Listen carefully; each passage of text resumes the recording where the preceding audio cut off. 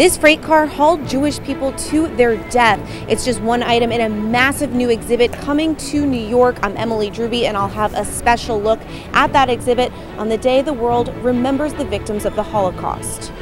Tensions soar in Venezuela. Nicolas Maduro is surrounded by troops and Washington is rattling sabers. She was a student at Columbine High School when the massacre occurred. In an exclusive interview, Sister Mary Gianna talks about what happened to her next. Plus, the minister who went from the theater stage to saving teen souls. It's part of a special preview of the latest edition of The Tablet. The news starts right now.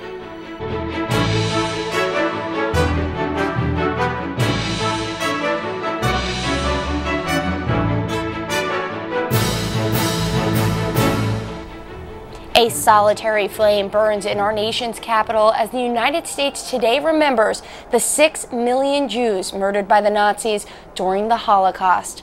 Good evening, I'm Michelle Powers. Liz Faublas is off.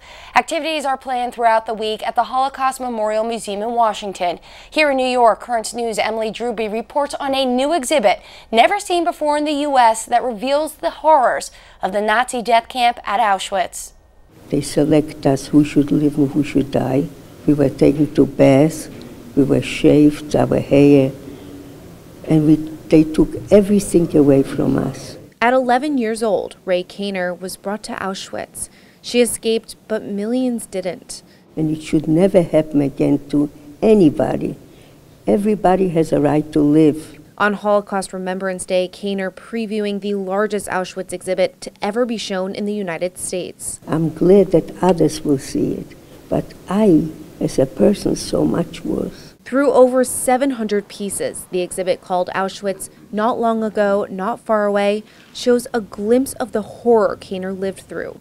Suitcases packed by those unaware their ultimate fate in the gas chambers, an identifier badge meant to label Jews, the photographs of so many innocent faces without hope of survival, a child's doll and a child's shoe with the sock still inside, all reminders that the young did not escape the hatred of the Nazis.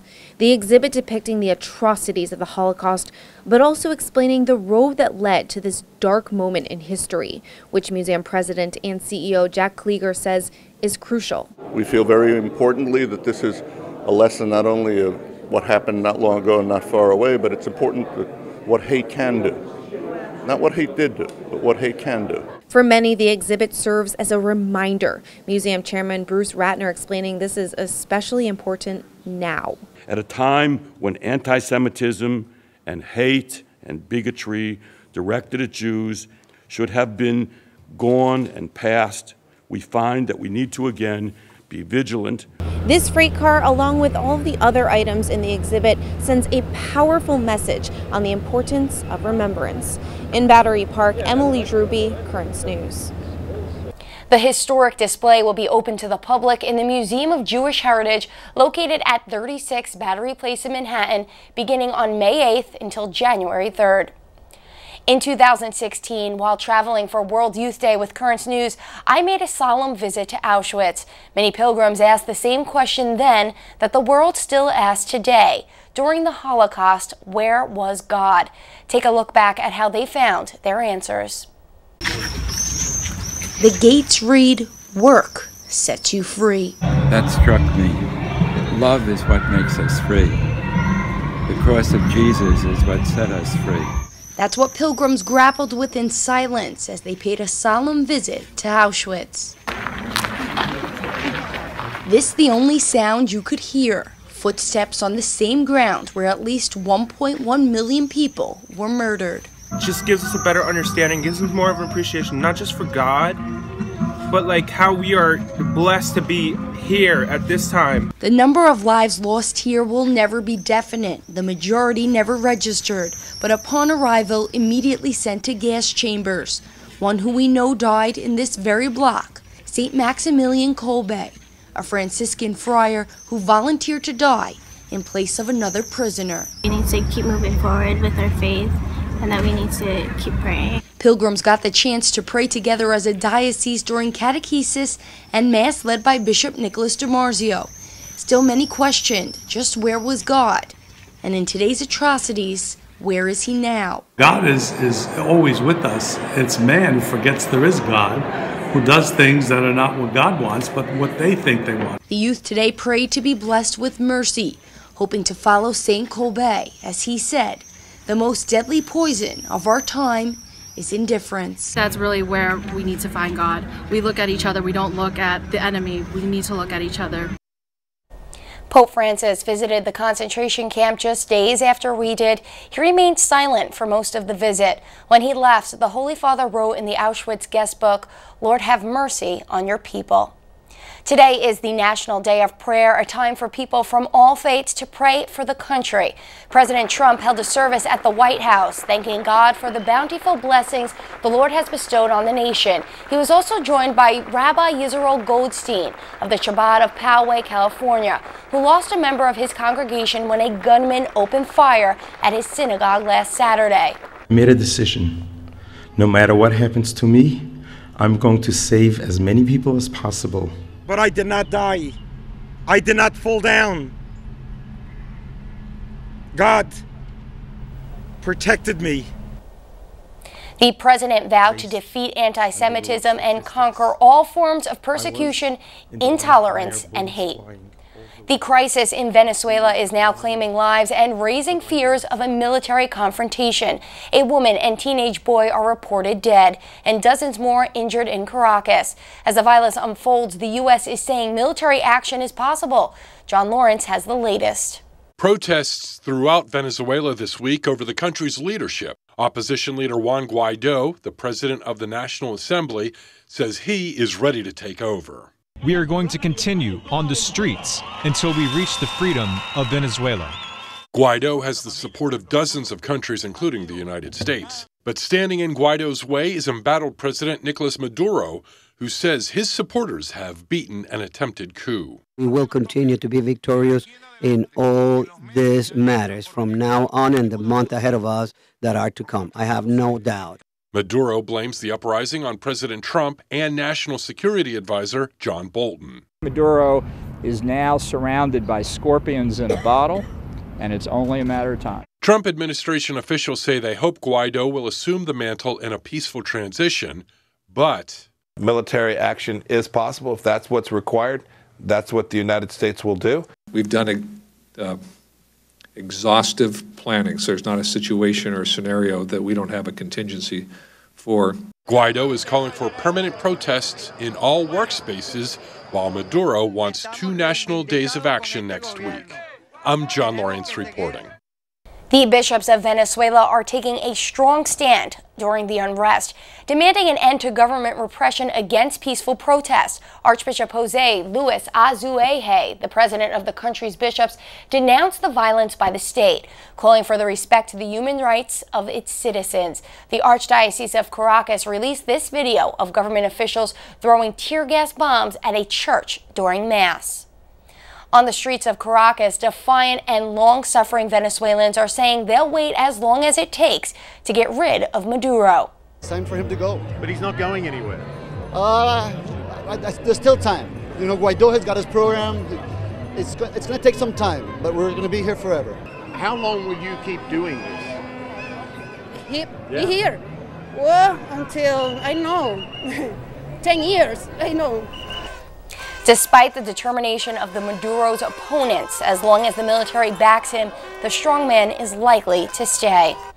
U.S. Congresswoman Ilhan Omar is blaming America for the crisis in Venezuela, taking aim at the Trump administration's tactics, saying this particular bullying and use of sanctions to eventually intervene and make regime change really does not help the people of countries like Venezuela, and it certainly does not help and is not in the interest of the United States. New details tonight about the college shooting at UNC Charlotte. We're learning about the student being hailed a hero for sacrificing his own life to save others, as the suspected shooter faced a judge in court today. Kristen Holmes has the latest. The University of North Carolina, Charlotte, in mourning after a gunman opened fire in a classroom, killing 2 students and wounding 4 others. Today, lawyers for the suspect, 22-year-old Tristan Terrell, appeared in court. Authorities say Terrell is a former student, a history major who dropped out earlier in the semester, according to local reports. A motive still remains unclear. Witnesses describing a harrowing scene. I remember it was hearing 3 shots, just 3 shots, and I went down. And the guy next to me got shot. It was just really scary. Almost immediately, people start diving away. Authorities say it might have been worse if not for 21-year-old Riley Howell, who was killed trying to take down the shooter. You're either going to run, you're going to hide and shield, or you're going to take the fight to the assailant. Having no place to run and hide, he did the last. But for his work, the assailant may not have been disarmed. People lining the streets saying a final farewell as police brought Howell back home. For those who knew him, it came as no surprise. We are just beyond proud of what he was able to do. He put others before himself. Earlier Wednesday, a vigil for Howell and 19-year-old Ellis Reed Parlier. Kristen Holmes, Currents News. Stay tuned. She survived the searing massacre at Columbine High School and found her faith and vocation. Sister Mary Gianna Thornby is still ahead in this newscast. A new bill passed in Florida could have teachers carrying guns in the classroom. The legislation, expected to be signed into law by Florida Governor Ron DeSantis, will allow any teacher to carry a weapon if their school district approves. The candidates would have to undergo police-style training, psychiatric evaluation, and drug screening. Alabama's House of Representatives passed a bill that would outlaw nearly all abortions in the state. Tonight, there is outrage over what one opponent of the measure, Democrat John Rogers, said about murdering babies now or later. If you bring a baby in this world and then kill him later on, that's your chair because nobody wants him, and he gets sick, nobody pays any money for him to live, and he's hungry out there on the street. So when you kill him now, kill him later. It's the same thing. Murder is murder. If you're going to murder him when he's a fetus, or you're going to murder him when he's grown and go to the penitentiary because he's an unwanted child. Rogers has not backed down from his comments despite harsh criticism. The bill is now in the hands of the state Senate. Attorney General Bill Barr was a no-show on Capitol Hill today, refusing House Democrats' demand that Judiciary Committee staff attorneys question him over his handling of the Mueller report. Senators grilled Barr yesterday. Today, frustrated Dems took to theatrics to protest Barr's absence. Chicken Barr should have shown up today and answered questions. The Attorney General of the United States of America was not telling the truth to the Congress of the United States. That's a crime. Many Democrats blame the Trump administration for Barr not showing up for today's House hearing. There's a lot more news headed your way. She survived one of the most horrific shootings ever, Columbine. Now she's a Catholic nun, the powerful story of Sister Mary Gianna in her own words. How social media is being used to bring a life of a Jewish girl's story about the Holocaust. And editor-in-chief of the tablet, Jorge Dominguez, will join us later for a special story about a vocation to move from the theater to teen salvation. He previews this week's paper. Do you have a story idea or want to share a tip? Email us at newstips@desalesmedia.org or call our 24-hour number, 718-517-3122. We'll be right back.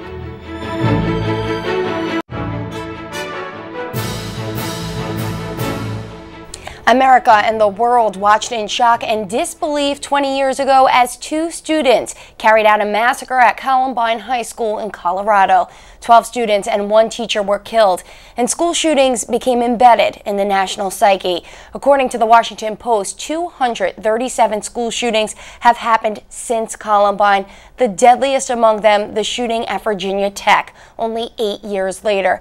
32 people were killed. Half a decade later, in 2012, a shooter entered Sandy Hook Elementary School and carried out the second deadliest shooting. 26 children and school administrators died.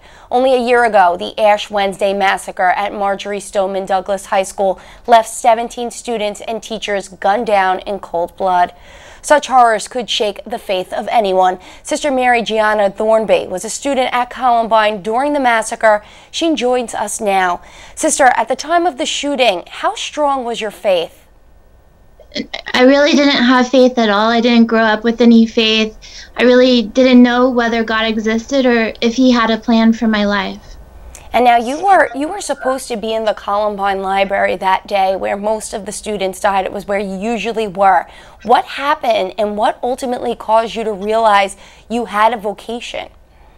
Yeah, every day I would go to the library my freshman year and my sophomore year in high school. Every day except one day.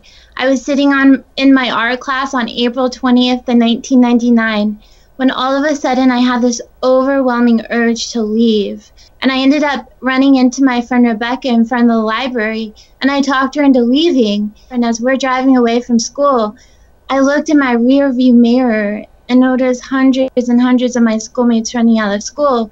I soon found out that there had been a shooting and that most of the shootings happened in the library. And I wondered, like, why wasn't I there every other day but this one day? And I remember being told the next day, you know, God must have a plan for your life. And so that's when I realized God existed, but I didn't know who he was. And I turned to many other things to find fulfillment and acceptance in life. And everything I fill my life with, it's like nothing was fulfilling. One of my friends invited me to the Catholic Church down the street from our high school. And I walked in and immediately I met this youth minister. And she started telling me about a God that passionately loved me. And I realized not only did God lead me out of Columbine that day, he was leading me to himself. What a powerful testimony, sister. 20 years later, let me ask you this. How do you react when you learn of another school shooting? It's so difficult to see other young people having to go through what we did. It's really difficult to see many young people who are falling in despair and hopelessness. And like the two boys who did the shooting at my high school, it's hard to see people responding out of the anger and the hatred and the unforgiveness when God offers us a full and abundant life in him. I love the story of Rachel, who was the first person who was killed at my high school. She had this theory that if we could just touch one person's life, responding in kindness and compassion and forgiveness and love, that we would never know how far this would go, that it just might start a chain reaction. So is that what you say to other survivors of tragedies, to reach out, to do as Rachel did? Absolutely. I think that's what we're longing for, to know God's love, to reach out to one another in love and kindness, and also that no matter what we experience in life, God has a full and abundant life, and he can take the worst tragedies of our life, just like the greatest tragedy was Jesus being put to death on the cross, and it led to our salvation, that he can make something so beautiful even out of the great tragedies of our life. Sister, thank you for reliving that. You're welcome. Catholic churches remain closed in Sri Lanka following the deadly Easter Sunday bombings, but not for long. The Archbishop of Colombo announced that the churches will reopen and Mass will be celebrated beginning this Sunday, May 5th.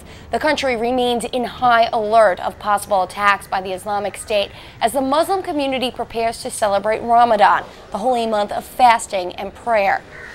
More on our top story tonight, the horrors of 6 million Jews killed during the Holocaust. A father and daughter in Israel are using technology to help a new generation learn more about the atrocities of the past. Oren Lieberman reports from Jerusalem. More than 70 years after the Holocaust, there are a dwindling few survivors to pass on their memories. Their stories commemorated in documentaries and museums amidst a fear their lessons are fading. Eva Hyman is the new face of those lessons. The 13-year-old Hungarian Jew kept a diary in the last months before she was deported to Auschwitz in May 1944, where she would die. We are surrounded by war, but I'm always seeing the sun. Her story was all but forgotten until Instagram brought it back to life. On March 31st, 1944, she wrote, "Today an order was issued that from now on Jews have to wear a yellow star-shaped patch. The order tells exactly how big the star patch must be and that it must be sewn on every outer garment, jacket, or coat." When Grandma heard this, she started acting up again, and we called the doctor. The idea to bring the diary to life on Instagram was the brainchild of Mati and Maya Kochavi, who wanted the Holocaust to reach a younger generation. The diary, the journal, is very short. It starts on February 12th, when it's her birthday. So it's a journal of 108 days, that's all. Ava's story was released on the eve of Holocaust Memorial Day in Israel. Not everyone has been thrilled with the Instagram story, advertised on billboards like this here behind me all around Tel Aviv. Critics have said it dumbs down the Holocaust and is a PR campaign in bad taste. That was never the intent behind Ava Hyman's story, of course. Social media, especially Instagram, is shallow if you're looking for content that is shallow. And if you're looking for content that is powerful and has magnitude and can cause revolutions even, you will very easily find it there. In her final diary entry written 3 days before she was deported from Hungary, she wrote, "Dear diary, I don't want to die. I want to live, even if it means that I'll be the only person here allowed to stay. I would wait for the end of the war in some cellar, just as long as they didn't kill me, only that they should let me live." Oren Lieberman, Jerusalem. Still to come on Currents News, editor-in-chief of The Tablet, Jorge Dominguez, is moments away with a preview of a great story about a woman who left the stage to care for teenage souls. He also has a personal take on how the Notre Dame Cathedral disaster touches us all. We'll be right back.